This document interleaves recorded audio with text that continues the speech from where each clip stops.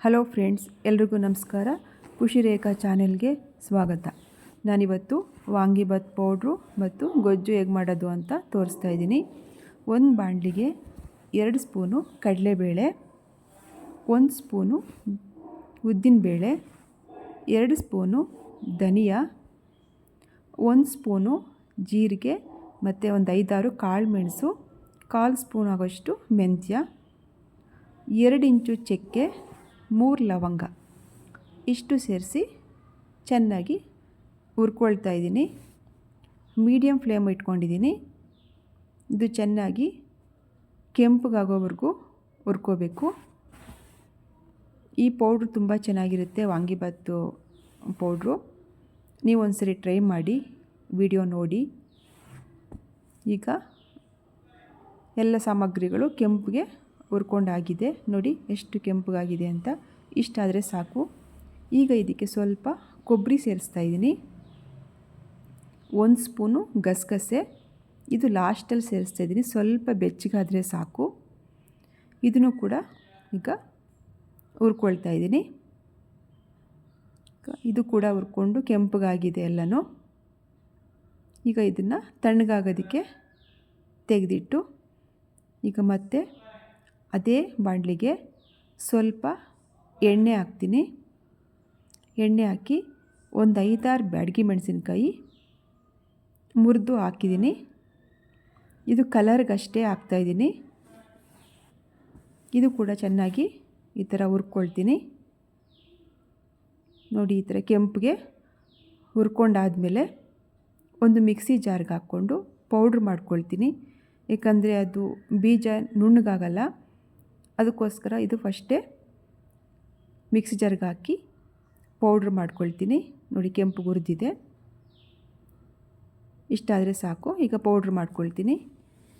Powder ಮಾಡ್ಕೊಂಡಾದಮೇಲೆ ಇದಕ್ಕೆ ನಮ್ಮ ಖಾರಕ್ಕೆ ಎಷ್ಟು ಬೇಕೋ ಅಷ್ಟು ಚಿಲ್ಲಿ ಪೌಡ್ರ್ ಸೇರಿಸ್ತಾ ಇದ್ದೀನಿ. ಮತ್ತು ನಾನೇನು ಹುರಿದಿಟ್ಕೊಂಡಿದ್ನೋ ಆ ಸಾಮಗ್ರಿಗಳನ್ನೆಲ್ಲ ಈಗ ಸೇರಿಸಿ ಇದನ್ನು ಕೂಡ ಪೌಡ್ರ್ ಮಾಡಿ ಪಕ್ಕಕ್ಕೆ ಇಟ್ಕೊಂಡಿದ್ದೀನಿ. ಒಂದು ಬಾಣಲಿಗೆ ಎಣ್ಣೆ ಹಾಕಿ ಒಗ್ಗರಣೆಗೆ 2 ಮೆಣಸಿನಕಾಯಿ, ಕರಿಬೇವು ಹಾಕಿದ್ದೀನಿ. ಈಗ ಒಂದು 5-6 ಮೈಸೂರು ಬದನೆಕಾಯಿ ತಗೊಂಡು ಸಣ್ಣಕ್ಕೆ ಹೆಚ್ಚಿಬಿಟ್ಟು ಅದನ್ನು ಕೂಡ ಸೇರಿಸಿದ್ದೀನಿ ಗೊಜ್ಜು ಮಾಡೋದಕ್ಕೆ. ಈಗ ಚೆನ್ನಾಗಿ ಇದು ಕೂಡ ಈ ಥರ ಹುರ್ಕೊಂಡಾದಮೇಲೆ ಸ್ವಲ್ಪ ಅರಿಶಿನ ಸೇರಿಸ್ತೀನಿ.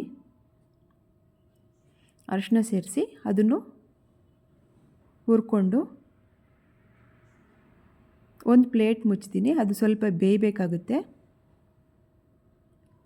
ನನ್ನ ವಿಡಿಯೋ ನೋಡ್ತಾ ಇರೋರೆಲ್ರಿಗೂ ನಮಸ್ಕಾರ.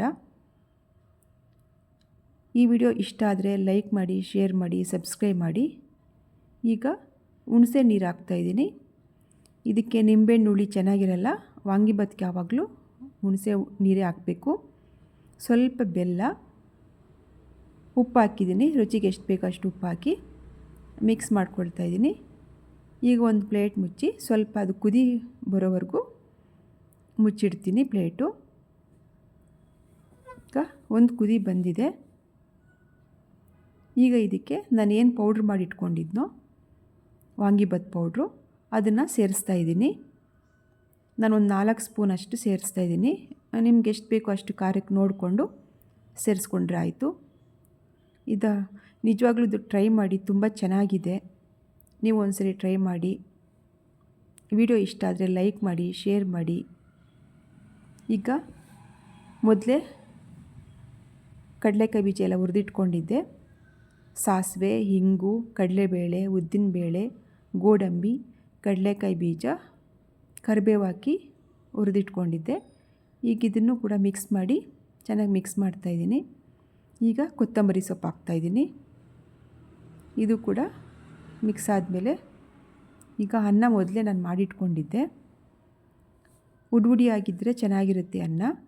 ಇದನ್ನು ಕೂಡ ಸೇರಿಸಿ ಈಗ ಮಿಕ್ಸ್ ಮಾಡ್ತಾಯಿದ್ದೀನಿ. ಈಗ ಚೆನ್ನಾಗಿ ಮಿಕ್ಸ್ ಮಾಡಿ ಎಲ್ಲ ಹೊಂದ್ಕೋಬೇಕು. ತುಂಬ ರುಚಿಯಾಗಿರುತ್ತೆ. ಒಂದ್ಸರಿ ಟ್ರೈ ಮಾಡಿ. ವಿಡಿಯೋ ಇಷ್ಟ ಆದರೆ ಲೈಕ್ ಮಾಡಿ. ನೋಡಿ, ಈಗ ಕಲರ್ಫುಲ್ಲಾಗಿ ಕಾಣಿಸ್ತಾ ಇದೆ. ಎಲ್ಲ ಚೆನ್ನಾಗಿ ಹೊಂದ್ಕೊಂಡಿದೆ, ಕಲರ್ಫುಲ್ಲಾಗಿ ಕಾಣಿಸ್ತಾ ಇದೆ.